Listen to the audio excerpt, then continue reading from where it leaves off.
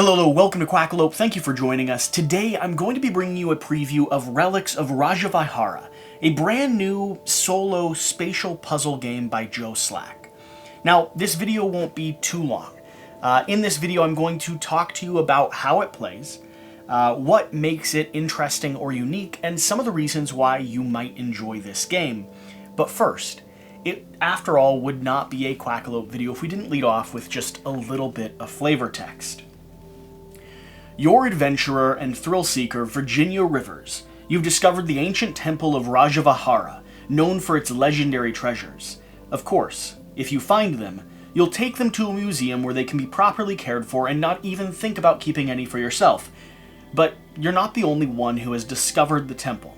Your nemesis, Professor Montolo, has beaten you there. Only, he wants more than treasure. He wants to summon the spirits of Rajavihara and take over the world. So that's the flavor, that's the theme, that's the setting that we're playing. It's reminiscent of your old school adventuring games. And to be honest, a lot of this gameplay replicates some of the puzzle solving mechanics in classics like Indiana Jones or Tomb Raider's Lara Croft, where you come down into these basins, these areas where there's been elaborate structures or obstacles been put in your place. And you have to shift mechanics and objects and blocks and get water and fire and things flowing in the right direction in order to unlock and progress through the game. What Relics does is it distills that into a tabletop spatial puzzle format.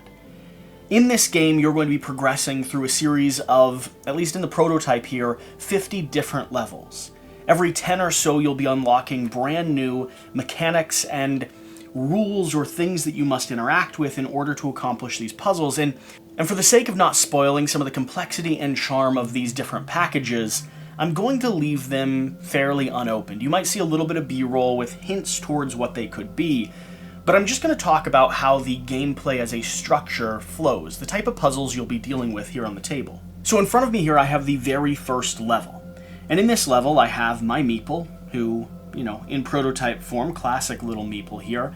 I have a single gem and I have a series of crates. In the first 10 levels, you're going to be dealing with crates, and then, like I said, more mechanics and more blocks and other obstacles will unlock throughout the course of the campaign. I have the ability to shift and push blocks. I cannot pull them, I cannot move them back from where I've placed them, and my goal, the object of the game, is to collect that gem. So I unlock a door and I can progress to the next level. You'll continue doing that, and every time you progress a level, you'll flip a card, set it down, and reset up the board based off of this brand new card. Like here, I'll slide 2s over, a block of 3 smack dab in the center, and a gem right up here on top, and there we have it. Level 2, ready for me to face off against it. Now, the object of the game for me is to progress through these puzzles. Like I said, shifting blocks and doing my best to solve the mechanics or the infrastructure that I've been set up against. Always keeping in mind my positioning and the abilities I have. I cannot pull a block from a location. Instead, I have to do things like move forward, push a block so the one underneath it slides, the top one drops down, hop up into a location, and continue moving along or progressing in that manner. Again, always doing my very best to reach this gem up here. So in this case, I could shift this block around, continue pushing it down, hop up here, push this one stage farther, and there I have it. I'm able to reach the top and attain the gem. Now, the first few levels in this game start responsibly easy, right? You should be able to solve them within about 60 seconds of puzzling through it. But what I can tell you is as you move through these packages, as new mechanics and more complex levels show up on the board, there are some that I have been unable to solve. Now, I'm not maybe your standard spatial puzzle solver. I'm incredibly bad at those things where you twist metal links together and do your very best to figure out all of the different moves and mechanics that go into solving and unlocking a puzzle box.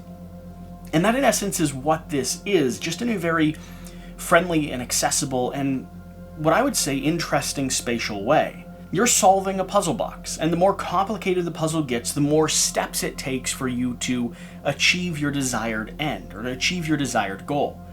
Now, there are multiple ways to solving the vast majority of these puzzles, and if you find yourself in a position where you've completely locked yourself out of the opportunity to solve a puzzle, you can always reset from ground zero again and give it another swing. But that, in essence, is what this game is. It is a spatial puzzle, very reminiscent of some of the classic video games that I grew up playing, and having it in a tactile space, having it where you can look around, reposition your meeple, try to determine what slides what where, how things will shift and fall and collapse upon each other, or if you're working with things that chain one after another, how they will influence the rest of the board when you make a single move. This is a brain scratcher. And it's one that you can sit down with and engage with for as long as you're interested in. As a solo puzzle, you can take your time working through it, or you can work with a partner or a friend, everyone chipping away at the puzzle together, leaving it set up like you would any ordinary puzzle, sitting on a dining room table, ready for you to swing by and spend 10 or 15 minutes slamming your head against until you finally figure out that one little mechanic or that one twist of the knob that you maybe weren't aware of moments before. Now, again, each one of these levels has about 10 different setups and scenarios in it, and throughout the B-roll and stuff, I'll be showing you some different examples of how that plays. But let's come down to the core questions. What makes this interesting? What makes it different? And why might you like it? You know, determining if this is a game that you should or shouldn't back.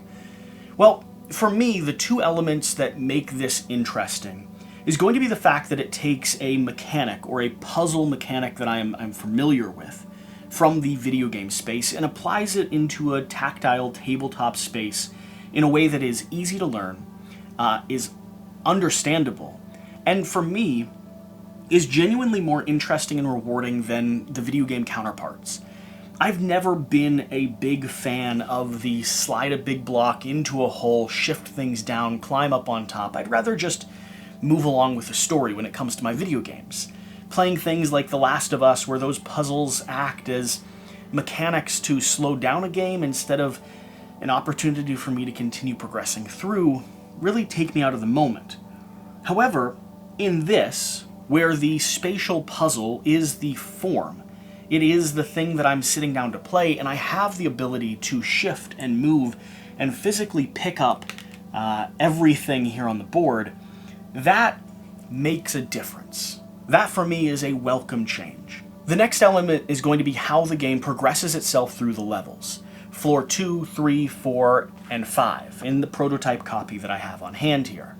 These really do scale in complexity, in the amount of moves that you need to complete them, and in interesting and unique mechanics or additions to the game that really change up how you have to approach solving a puzzle. It does so in a way that is easy to follow, walks you through the learning steps, and always leaves the puzzles feeling new or unique, or like you're facing a different challenge from the one you just did before. It doesn't feel like you're recycling through the same series of steps over and over again. Instead, because of the way they've designed and built the flow of this game, you're always facing something new within the same framework or the same context that you were playing in already. So why might you like this game? If you enjoy the elements in video games that reflect those dungeon puzzle mechanics, like mining in the cave of Stardew Valley, or you find yourself being someone who enjoys sitting down and scratching your brain just a little bit against any series of different puzzle-type games, whether these are puzzle boxes or some of those metal puzzle pieces where you have to do a certain series of moves in order to unlock and then relock them. This is a game that I think is going to scratch all of those itches. It does a good job at representing itself and is very effective at what it does. So, if you've watched this video to this point, hopefully I've given you a good sense of how this game plays, and you can decide for yourself if Relics is the type of game you want to add to your collection. For me, I'm going to continue diving into Floor 3, which is about where I got stuck in my first run of this, and I'm going to see if I can make it past any more levels, because I have a friend who, she would not only really enjoy this game, but she would absolutely sprint through and probably make fun of the fact that I am stuck on the levels that I am. And before I let her get this into her own hands, I'm gonna see if I can get a little bit farther in the game, or else I won't live it down.